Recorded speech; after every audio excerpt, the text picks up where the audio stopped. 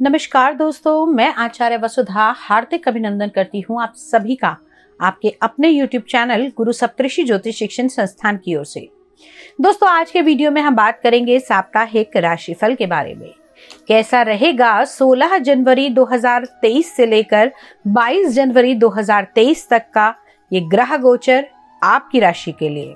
सबसे पहले जान लेते हैं कि कौन कौन से विशेष व्रत, पर्व और त्योहार इस सप्ताह में आने वाले हैं। लेकिन उससे पहले आपसे निवेदन करूंगी कि यदि आपने अब तक चैनल को सब्सक्राइब नहीं किया है तो प्लीज सब्सक्राइब कर दीजिए, साथ ही साथ बेल आइकॉन को जरूर दबा दीजिए ताकि आने वाले सभी वीडियो आपको समय से मिल सकें। तो चलिए बात करते हैं व्रत, पर्व और त्योहारों के बारे में।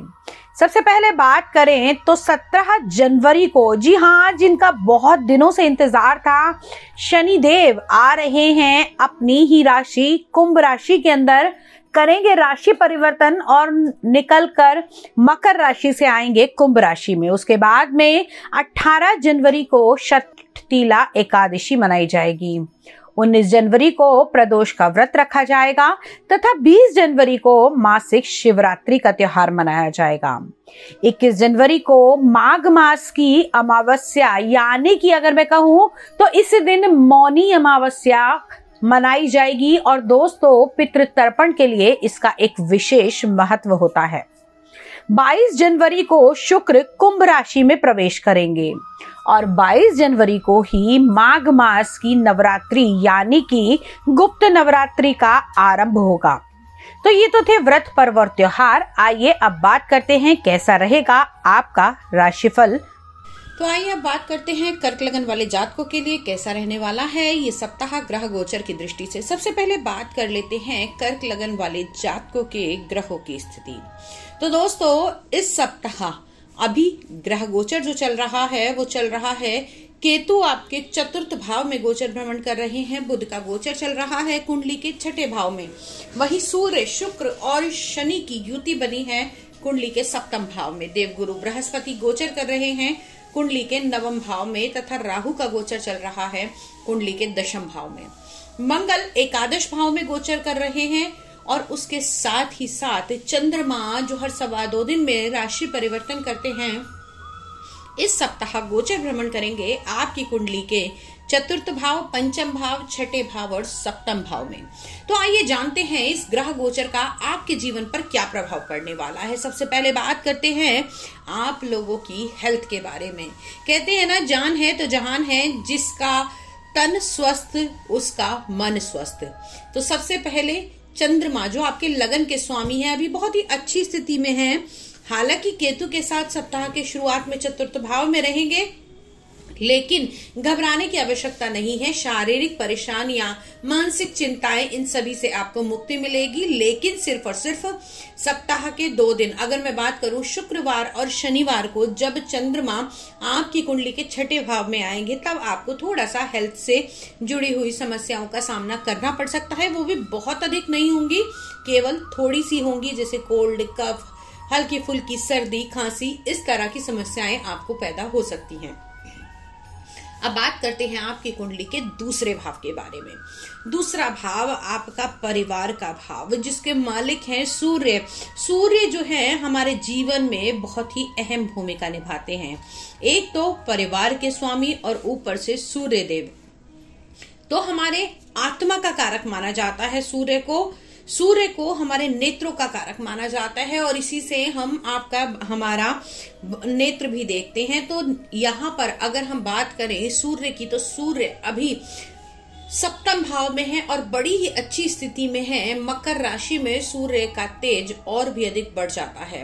कहते हैं ये दक्षिणायन होते हैं, उत्तरायण होते हैं इस समय दक्षिणायन से, और इस समय में आप लोगों को यहाँ पर अगर हम बात करें तो आपके अंदर एक अलग आत्मिक बल आता हुआ दिखाई देगा। साथ ही साथ आपके परिवार का, आपके पिता का आपको पूर्ण सहयोग प्राप्त होगा। और अगर दाम्पत्य जीवन में भी कुछ समस्याएं चल रही थी तो यहाँ पर सूर्य यानी कि आपके पिता की हेल्प के द्वारा आपके दाम्पत्य जीवन को भी सुधार आता हुआ दिखाई देगा। परिवार के लोग बढ़ चढ़कर आपके जीवन में हिस्सा लेंगे, यानी कि आपकी परेशानियों को समझेंगे, उनको सुलझाएंगे। और हालांकि यहाँ पर अगर मैं बात करूं तो धन संचय की, तो यहाँ पर आप लोगों का पैसा जुड़ता हुआ भी दिखाई देता है।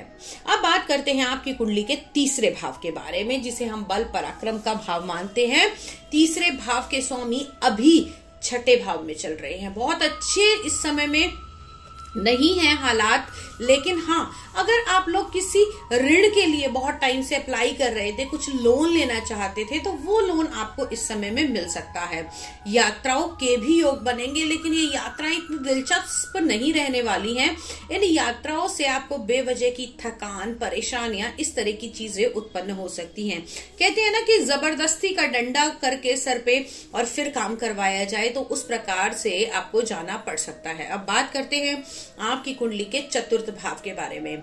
चतुर्थ भाव सुख का स्थान, जिसके स्वामी अभी अपने से चतुर्थ में बैठे हुए हैं, तो बहुत ही शुभ संकेत है।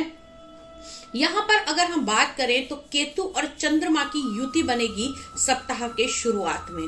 तो थोड़ा सा विरक्ति, मानसिक चिंताएं, अध्यात्म, थोड़े समय के लिए आपको सप्ताह के पहले दिन ऐसा लग सकता है कि मुझे सब कुछ छोड़ छाड़ कर केवल प्रभु की शरण में जाना चाहिए या अपनी आत्मिक शांति चाहिए, ऐसे संकेत आपके बन रहे हैं। चंचलता में थोड़ी सी कमी आती हुई दिखाई देगी। हाँ, इसी चीज से आपको मेडिटेशन करने का मौका मिलेगा और आपको आत्मिक सुख प्राप्त होगा। अब बात करते हैं पंचम भाव की, जिसे हम जॉब का, कैरियर का, शिक्षा का, प्रेम संबंधों का और संतान का भाव मानते हैं। इसी भाव से हम पेट के रोगों को, पेट की हालत को भी देखते हैं।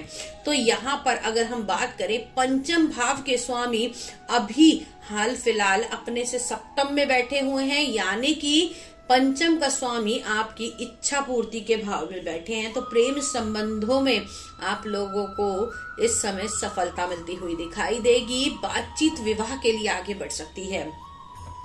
अब जो लोग जॉब के लिए बड़े लंबे समय से कोशिश कर रहे थे, जॉब मिल नहीं रही थी, तो अब जब मंगल मार्गी हो गए हैं और 11वें घर के अंदर विराजित हैं, तो जॉब भी मिलेगी और वो जॉब ऐसी मिलेगी जैसी आप चाहते थे। खास तौर से जो लोग अपनी जॉब में ट्रांसफर के लिए बड़े टाइम से अप्लाई कर रहे थे और ट्रांसफर नहीं मिल रहा था, उन लोगों को भी ट्रांसफर मिलता हुआ दिखाई देगा। संतान की दृष्टि से ये टाइम पीरियड बहुत अच्छा है। पढ़ने वाले बच्चों को मेहनत अधिक करनी पड़ेगी और उनकी मेहनत का फल भी मिलेगा। अब बात कर लेते हैं आपकी कुंडली के छठे भाव की। जैसा कि हमने कहा, रोग, ऋण, शत्रु का भाव आपके 12वें भाव के और आपके तीसरे भाव के स्वामी बुध यहाँ पर विराजमान है। तो कहीं ना कहीं वीजा के लिए अगर अप्लाई कर रहे हैं तो आगे बढ़ सकते हैं। साथ ही साथ मैं अगर ये कहूं कि इस समय में एमएनसी कंपनी के साथ, विदेशों के साथ में आपके अच्छे योग बनते हुए दिखाई देते हैं, तो वो ज्यादा बेहतर रहेगा। साथ ही साथ इस समय में आप लोगों को थोड़ा सा ये ध्यान रखना है कि आपके जो शत्रु हैं उनसे आप बिना वजह की बहस ना करें। उनके सामने अपने किसी भी प्रकार के, जिसे कहते हैं रोष में आकर या जल्दबाजी में आकर, अपनी प्लानिंग को उनके आगे ना बताएं। अब बात करते हैं आप लोगों की कुंडली के सप्तम भाव के बारे में। सप्तम भाव जहां 3 ग्रहों की युति बनी है, सूर्य, शुक्र और शनि आपके सप्तम भाव में, आपके साझेदारी के, आपके पार्टनर के, आपके जीवन साथी के भाव में विराजमान है। कहीं ना कहीं थोड़ा सा ईगोस्टिक बनाएगा आपको। सूर्य यहाँ पर विराजित हैं और शनि भी विराजित हैं। पिता और पुत्र का संयोग इस समय बन रहा है, तो दोस्तों घबराने की आवश्यकता नहीं है। शनिदेव आपके अष्टम भाव में आएंगे। हालांकि यहाँ पर आकर थोड़ी सी दिक्कतें होंगी, लेकिन अभी हम बात कर रहे हैं सप्तम भाव की।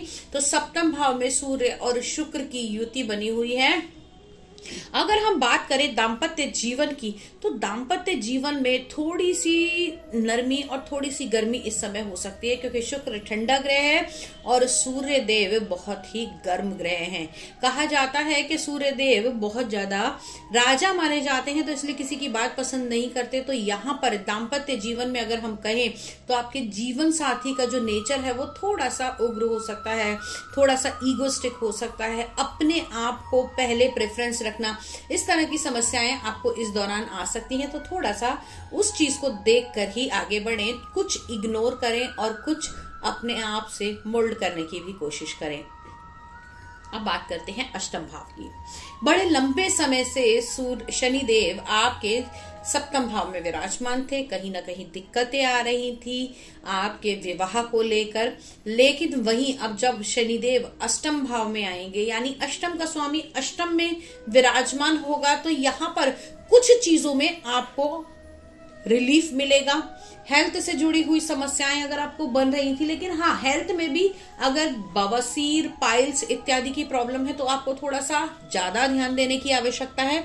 लेकिन उसके अलावा अन्य चीजों में, जैसे कि अगर किसी रिसर्च में लगे हुए हैं, किसी चीज के ऊपर कुछ काम कर रहे हैं, कोई बड़ा प्रोजेक्ट बना रहे हैं, तो आपको यहाँ पर थोड़ा सा कंसंट्रेशन लेवल और ज्यादा अधिक मिल पाएगा। अब बात करते हैं भाग्य भाव की, जहां पर हंस राजयोग के साथ में देवगुरु बृहस्पति आपके नवम भाव में विराजमान हैं। ये योग बहुत ही शुभ है। इस समय में आप लोगों के सारे काम बनेंगे, लेकिन उनको करने के लिए आप लोगों को एक पुखराज धारण करना चाहिए। अगर पुखराज नहीं धारण कर सकते तो उस केस में आप सुनैला भी धारण कर सकते हैं, टोपास भी जिसे बोलते हैं। अगर आप इसे लेना चाहते हैं अभिमंत्रित, तो हमारे यहाँ से संपर्क कर सकते हैं। अब दशम भाव, यानी कि अगर बात करूं आपके बिजनेस के, आपके व्यवसाय के बारे में, तो थोड़ा सा आप लोगों का मन इस समय डामाडोल हो सकता है, यानी कि कभी हाँ और कभी ना वाला प्रयोग आप अपने ऊपर कर सकते हैं। कभी लगेगा कि मैं अपने काम को एक्सपेंड करूं, कभी लगेगा कि इसको और बढ़ा दूं, कभी लगेगा कि यहां से शिफ्ट कर दूं। तो इस तरह की समस्याएं आपको आ सकती हैं, लेकिन अभी जॉब, फैक्ट्री, मकान इत्यादि को चेंज करने के लिए प्रॉपर टाइम नहीं है, थोड़ा सा वेट करें। ओवरऑल ये सप्ताह आपके लिए अच्छा रहने वाला है। कुछ उपलब्धियां प्राप्त होंगी, कुछ नए अचीवमेंट्स होंगे, लेकिन कुछ चीजों का बहुत ध्यान रखना है, जैसे कि अपनी वाणी का, अपने शब्दों का इस्तेमाल, अपने शत्रुओं के ऊपर आपको नियंत्रण स्वयं रखना है, जो कि आपकी वाणी के द्वारा रखा जा सकता है। और जीवन साथी के साथ अगर अभी थोड़ा सा झुक कर चलेंगे तो जीवन की नैया और ज्यादा आगे अच्छी से चल पाएगी। लकी कलर इस सप्ताह आप लोगों के लिए रहने वाला है डार्क येलो कलर, और लकी नंबर आप लोगों के लिए रहेगा नंबर 3। दोस्तों, ये तो थी ओवरऑल गणना, लेकिन हर व्यक्ति के अपने अलग कर्म, अपने अलग ग्रह, अपनी अलग दशाएं, अपने अलग नक्षत्र होते हैं। हर व्यक्ति की अपनी एक अलग कुंडली होती है। यदि आप किसी ऐसी परेशानी में हैं जिसका समाधान आपको नहीं मिल रहा है और आप हमसे व्यक्तिगत रूप से अपनी कुंडली का विश्लेषण करवाना चाहते हैं, तो आप हमें हमारे नंबर पर संपर्क करके हमसे जुड़ सकते हैं, अपॉइंटमेंट फिक्स कर सकते हैं और सलाह ले सकते हैं। साथ ही साथ यदि आप लोग हमसे astrology, vastu, tarot card reading, numerology कुछ सीखना चाहते हैं, तब भी गुरु सप्तऋषि ज्योतिष शिक्षण संस्थान में आपका हार्दिक अभिनंदन है। मैं आचार्य वसुधा आज अपनी वाणी को यही विराम देते हुए अगले वीडियो में फिर से मिलने का वादा करते हुए आपसे विदा लेती हूँ। तब तक के लिए जय मां भगवती।